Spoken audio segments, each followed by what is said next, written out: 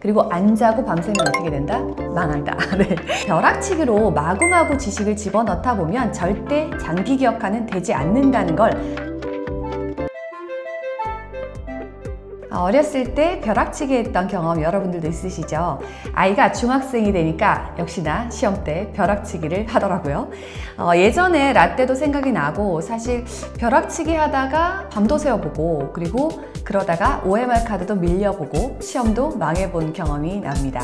어릴 때 사실 벼락치기를 했던 이유를 생각해보면 평소 사실 어느 정도 뭐 공부를 할 수도 있고 안 할 수도 있는데 계속 미루기를 하다가 시험이 이제 바로 직전에 왔을 때 마음이 이제 불안해지면서 벼락치기라도 해야겠다라는 마음으로 사실 공부를 하죠. 데드라인이 이렇게 목전에 다가오면 그때 집중적으로 사실 공부가 되기도 하는데요. 사실 이제 벼락치기로 시험 좀 끝내봐야겠다 하는 욕심이 있었던 것 같습니다. 그런데 말이죠. 여러분 벼락치기에서 성공한 적 많으신가요? 저는 대부분 사실 실패했던 것 같아요. 이게 뇌과학적으로 분명한 이유가 있는데요. 그 머릿속에 이제 이렇게 두뇌를 열어보면 가장 중앙쯤에 해마가 있습니다. 해마는 들어보셨죠?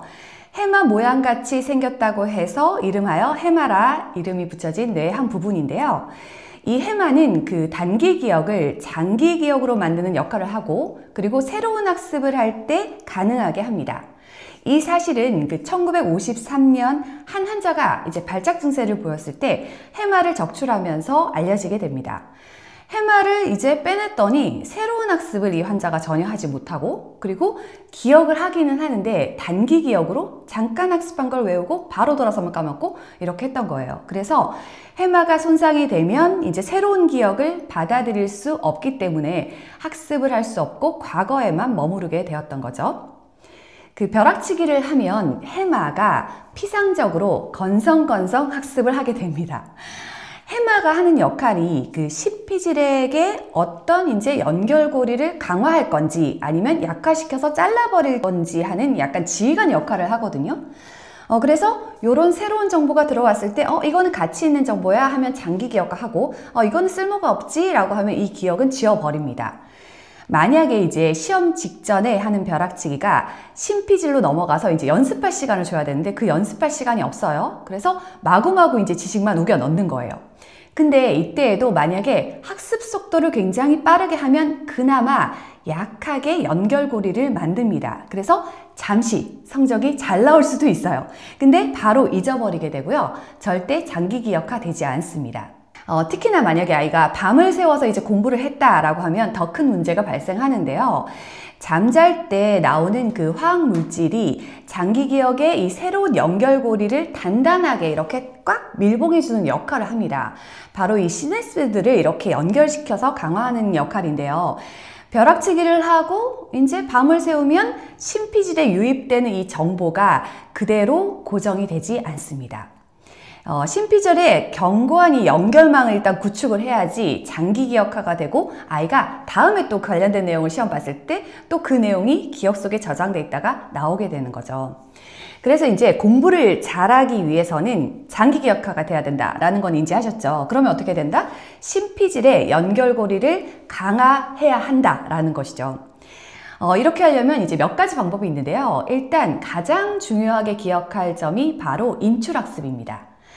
인출을 해야 된다는 얘기인데 아이가 이제 머리에 뭔가를 넣고 그리고 확인 작업이 필요하죠. 계속 확인을 하면 해마가 이건 굉장히 중요한 정보야 라고 하고 장기 기억하거든요. 그래서 테스트를 자주 본다거나 아니면 숙제를 한다거나 뭐 연습을 한다거나 또는 문제집을 푼다거나 이런 식으로 계속 인출학습을 해야 하는 것입니다. 이 인출학습에는 능동적인 학습이 굉장히 중요한데요.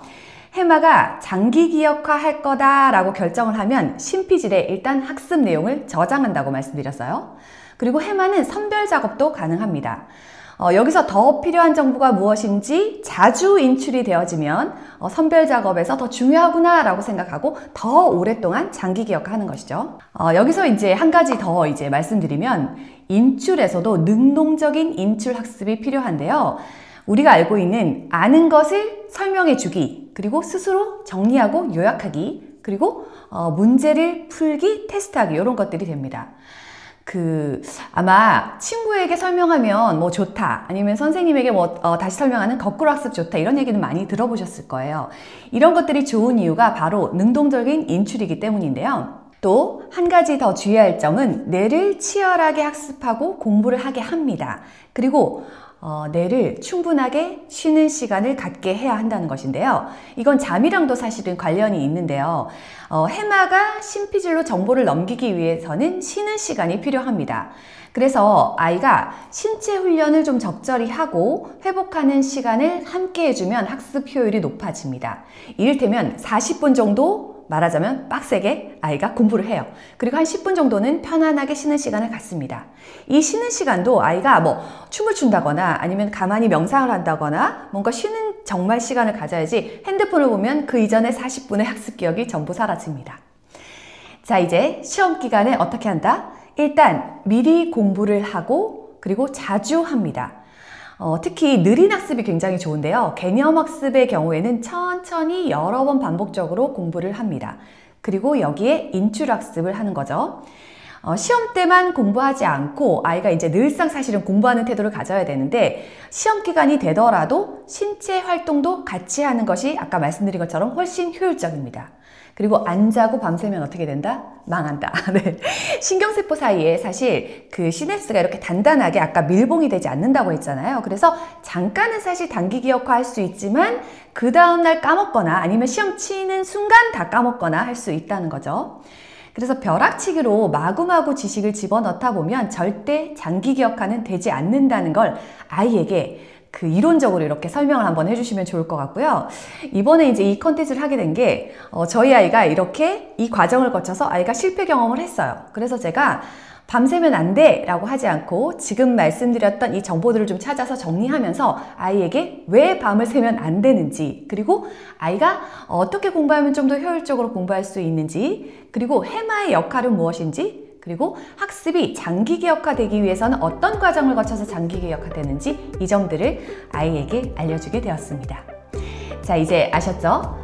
벼락치기 하면 안 된다는 점을요. 이번에 단단히 저도 경험하고 알게 됐는데요. 벼락치기 하지 말고 미리 공부하고 그리고 잠도 충분히 자주는 습관이 시험을 성공하게 만듭니다.